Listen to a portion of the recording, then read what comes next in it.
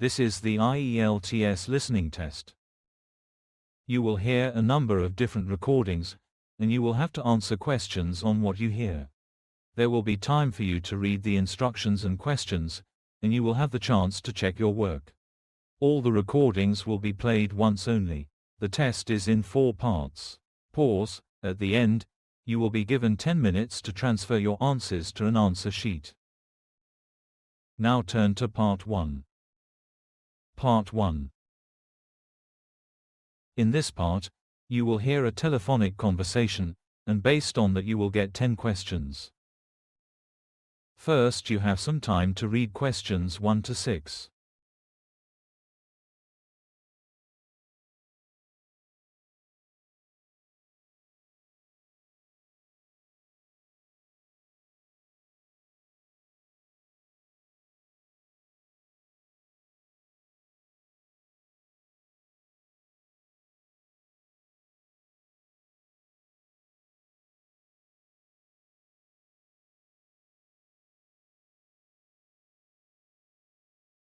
Now listen and answer questions 1 to 6. Hello, City Explorer Tours. This is Simon.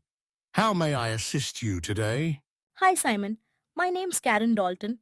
My family is visiting from Canada next month and I'm interested in booking a guided city walking tour for them. Could you give me some information? Absolutely, Karen. We offer a variety of guided tours that showcase the history, culture, and food of the city. How many people are in your group? There will be 5 of us, my parents, my sister, her husband, and myself. None of us have ever done a guided walking tour before. That's great. Our tours are small and friendly, maximum 10 guests per group, so you get plenty of personal attention from our guides. When are you hoping to do the tour? My family arrives on the 14th of June and we'd like to do the tour on the 16th. The 16th is a Friday. Let me check availability. Yes, we have several spaces left on both the morning and afternoon tours that day. Morning tours start at 10 a.m. and afternoon ones begin at 2:30 p.m. Each tour lasts about 3 hours and covers all the major sites. I think the morning tour would work best for us. Do we need to book in advance? Yes, we recommend booking at least a week in advance, especially in summer, as tours often fill up quickly.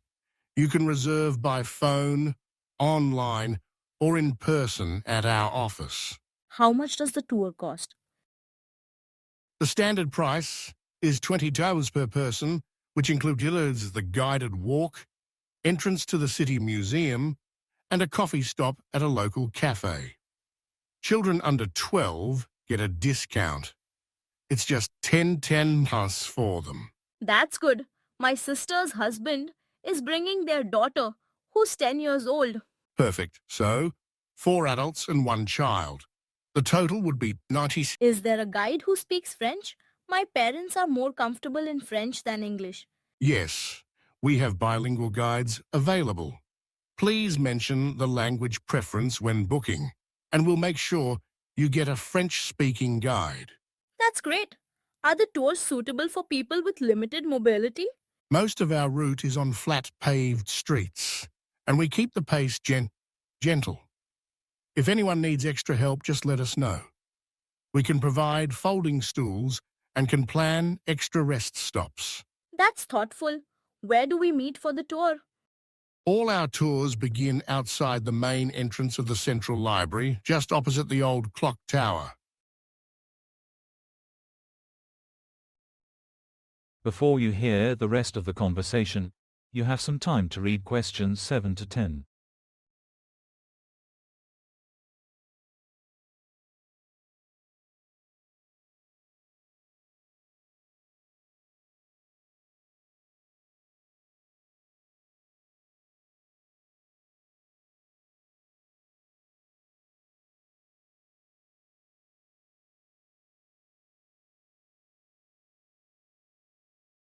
Now listen and answer questions 7 to 10.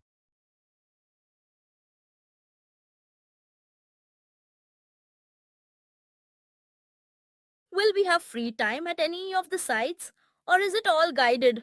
There's some free time built in at the museum and at the coffee stop, so you can explore a bit or buy souvenirs. The guide will always be nearby if you have questions. What happens if it rains? Our tours go ahead in all but the worst weather. We recommend bringing an umbrella or raincoat just in case. If the tour must be cancelled due to storms, we'll offer a full refund or reschedule at your convenience. Are photos allowed during the tour? Of course, you're welcome to take pictures throughout, though some places, like the museum, ask that you turn off the flash. How do I pay? Payment can be made by card over the phone, online, or in cash at our office. Once payment is received, we'll email you a booking confirmation and a map of the meeting point. And if we need to cancel? If you cancel more than 48 hours in advance, there's no fee. Cancellations within 48 hours are subject to a £5 per person charge. That's fair. If I have more questions, can I call you back? Absolutely. You can reach us on 928 66311 or email info@cityexplorertours.co.uk. Thanks, Simon. I'll discuss it with my family and book this week. We look forward to showing you the city, Karen. That is the end of part 1. You now have half a minute to check your answers.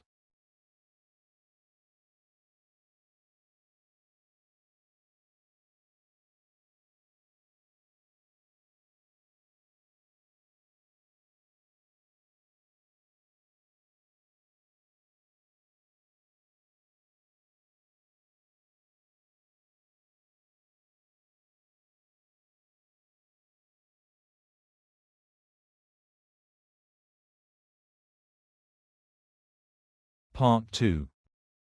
In this part, you will hear a monologue. A person is giving an orientation to a group of people. First, you have some time to read questions 11 to 15.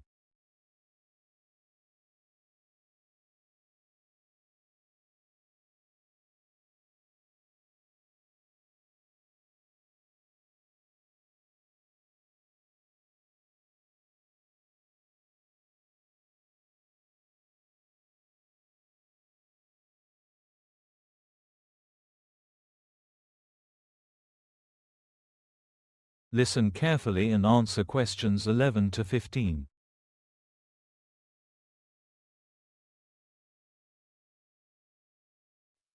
Hello and welcome to the Midtown Urban Cycling Centre. My name is Alex Gordon and I'll be your guide today. Whether you're a daily commuter, a weekend explorer, or completely new to urban cycling, we hope today's session will give you all the information you need to make the most of what we offer here. Let's start with a quick overview of the centre itself. We opened in 2015 as part of the city's Sustainable Transport Initiative. Our aim was to encourage more people to take up cycling, not just for fitness, but as a genuine alternative to cars and public transport. What started as a small facility with a dozen bikes and a few staff has now grown into a full-scale operation.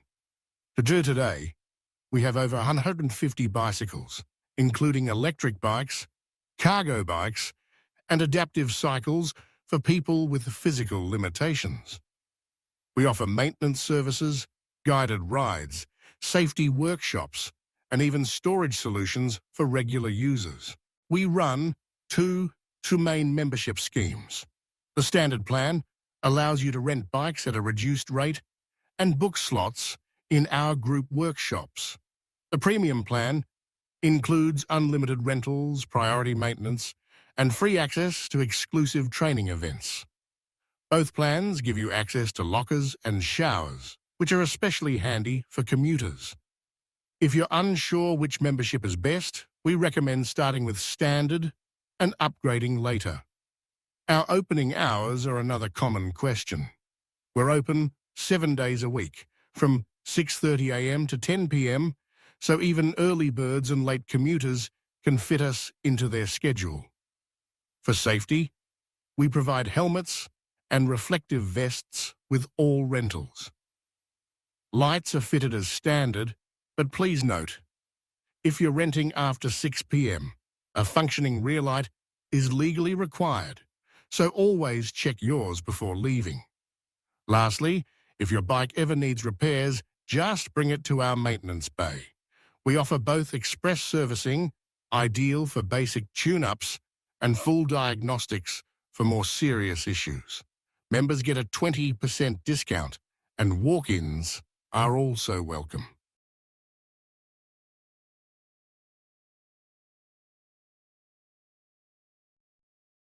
Before you hear the rest of the conversation, you have some time to read questions 16 to 20.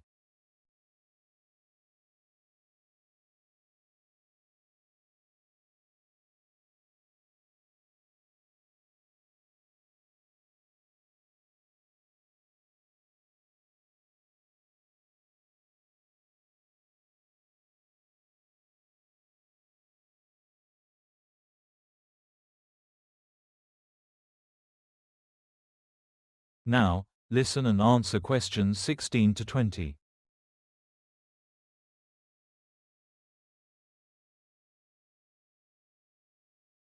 Now, I'd like to share some feedback from previous members. We always aim to improve, and your experiences really matter to us. Let's start with Julian, who signed up last spring. He said the staff made the whole experience feel safe and welcoming. Before joining, he hadn't cycled in years, but now he rides to work every day. Then there's Maya, a university student. She loved how flexible the rental system was. She didn't need a bike daily, but liked being able to pick one up anytime without committing to buying one. Farah, who uses a wheelchair, appreciated the range of adaptive bikes available. She mentioned how it gave her new freedom to explore the parks with her friends. Liam, an architecture student, complimented our workshop on urban cycling design. He said it really opened his eyes to how cities can become more cyclist-friendly. And finally, Nina, a single mum, valued the cargo bike rental. She could carry her toddler and groceries safely and said it's made weekend errands far more enjoyable. That is the end of part 2. You have half a minute to check your answers.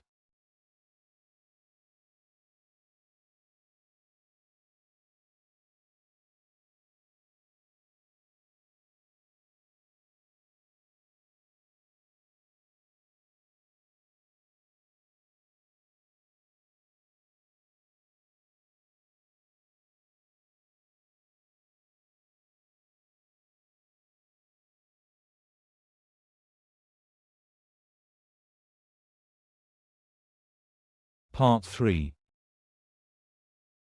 Part 3 is an academic discussion between a student and a professor, or between two students. You need to listen to their conversation and answer questions based on that. First, you now have some time to read questions 21 to 25.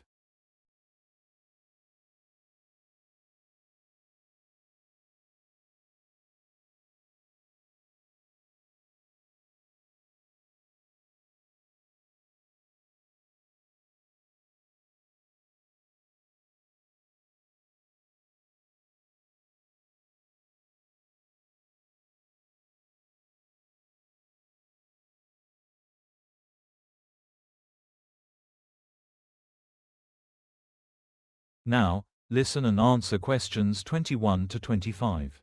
Good afternoon, Chloe. I had a look through the initial draft of your paper on coastal tourism. It's shaping up well.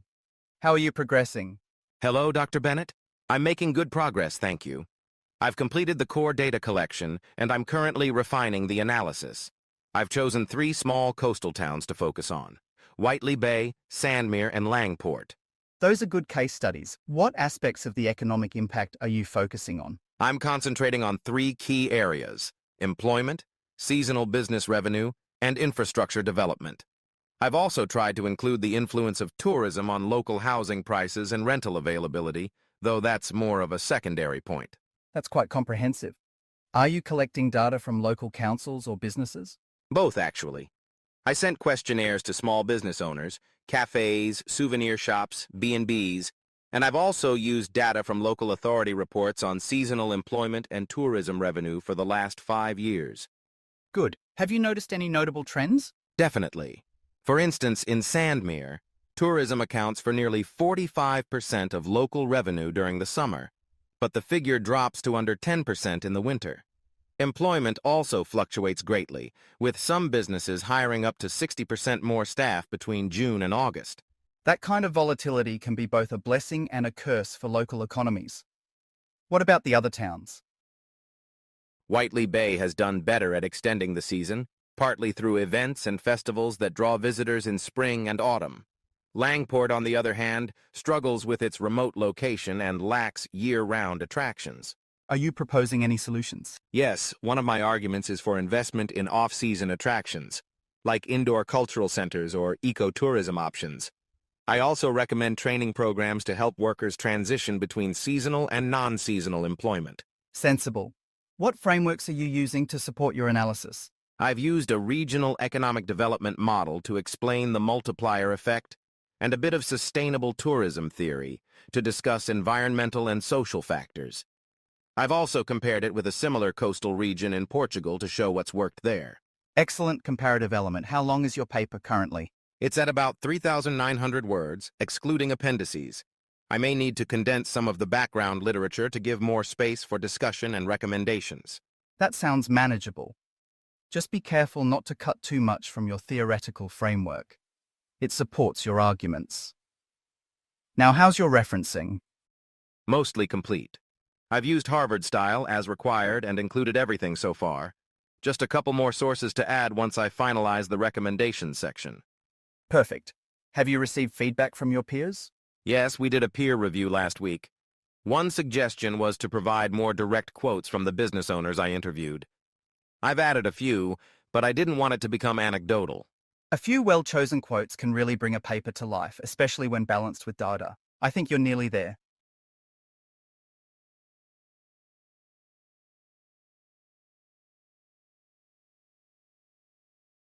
Before you hear the rest of the conversation, you have some time to read questions 26 to 30.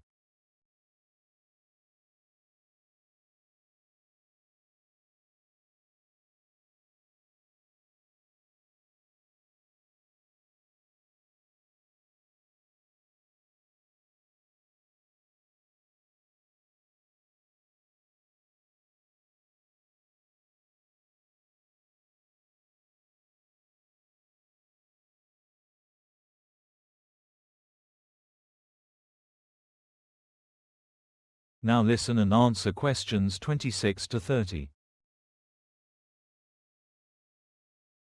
What about your upcoming presentation? When are you scheduled? It's on Thursday at 10 a.m. I'm in the second session that day. I've been assigned a 10-minute slot with 3 minutes for questions. Sounds good. How are you structuring it? I'll start with a brief introduction of the 3 towns, then go into economic trends and finish with my recommendations.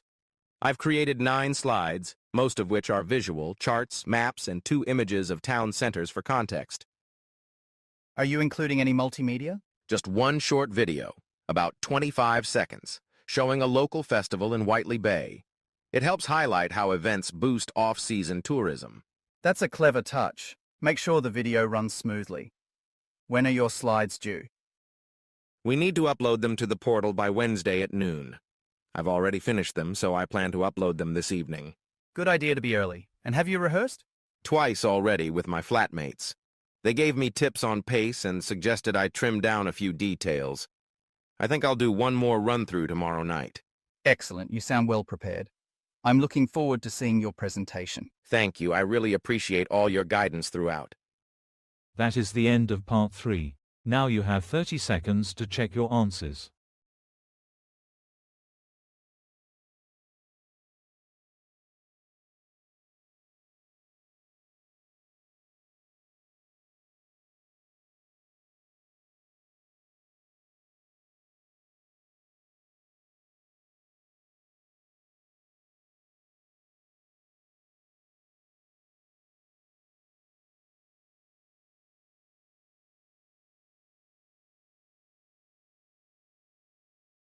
Part 4. This part is a monologue where a person gives a seminar on a topic.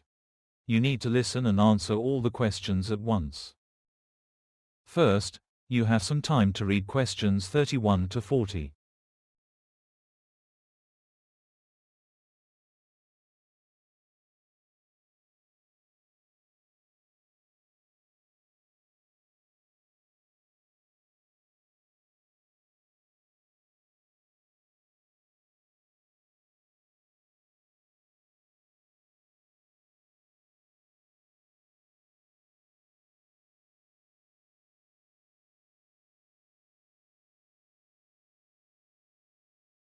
Now, listen and answer questions 31 to 40.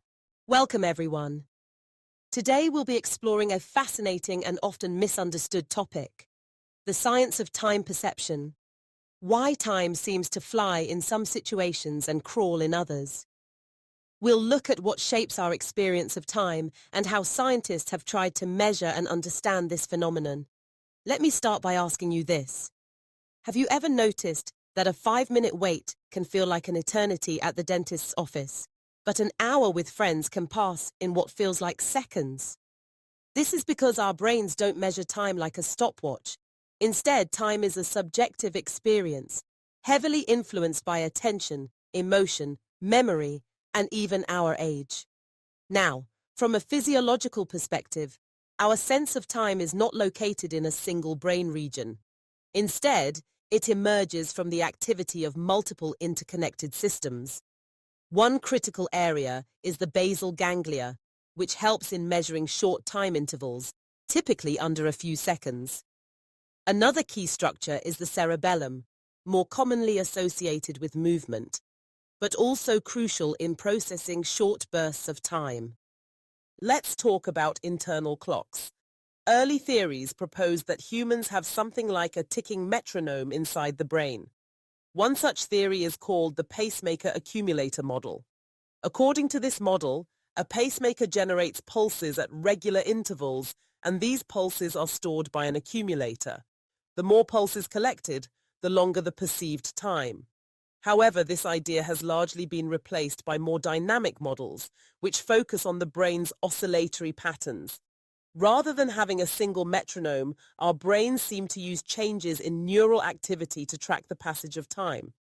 This explains why certain factors can disrupt or alter time perception. Emotion, for example, has a powerful effect. Fear and anxiety tend to make time feel longer. That's why time seems to stretch in dangerous or uncomfortable situations. The amygdala, which handles emotional processing, becomes more active and may increase temporal resolution. That is, how finely we slice time into perceptual moments. Another major factor is attention. If we focus intently on the passage of time, like during a boring lecture, we become hyper-aware of each second. But when we're distracted or absorbed in an activity, we allocate fewer cognitive resources to monitoring time.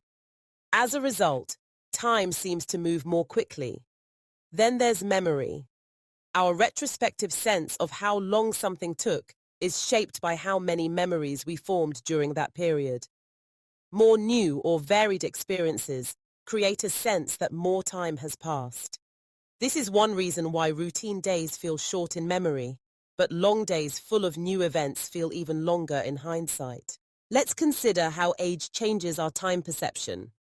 Children often report feeling like time moves slowly, whereas older adults tend to feel that time flies. Several theories attempt to explain this. One suggests that as we age, fewer novel experiences occur, making time feel compressed in memory. Another idea involves biological clocks. Our metabolic rates slow with age, possibly altering our experience of duration. There's also evidence that body temperature plays a role. Higher temperatures can speed up neural processes, making time seem faster. This is part of the reason why time feels different when you're feverish or under physical stress. Now, let's touch on cultural influences. Some cultures have what we call a monochronic view of time, where punctuality and schedules are strictly followed. Others operate polychronic systems, where time is more flexible and multitasking is common. These cultural values can deeply affect how people experience and prioritize time. Modern life has introduced new distortions. The constant flow of digital content, notifications, emails, streaming, and social media has reshaped how we measure moments. People often report losing track of time when using certain apps or gaming. That's because these platforms are designed to keep our attention and limit our sense of temporal awareness. There are even medical conditions that affect time perception. For example, people with Parkinson's disease or schizophrenia often experience distorted timing. This suggests that dopamine levels, which are implicated in both conditions, may be central to our internal timing mechanisms. In psychological experiments, researchers often use a method called temporal bisection. Participants are trained to recognize short and long reference durations, say 1 second and 3 seconds, and then must judge whether a new interval is closer to the short or long standard.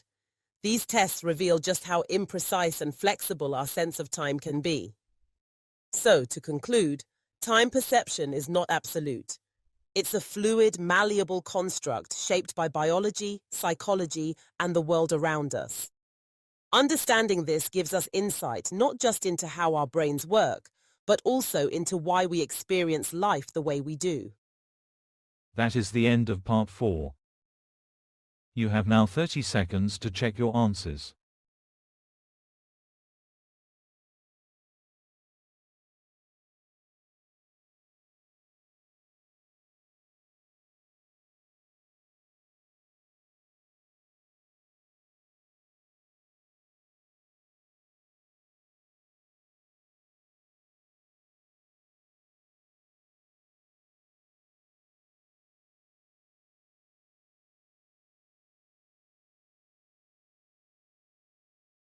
You have now 10 minutes to transfer your answers to an answer sheet.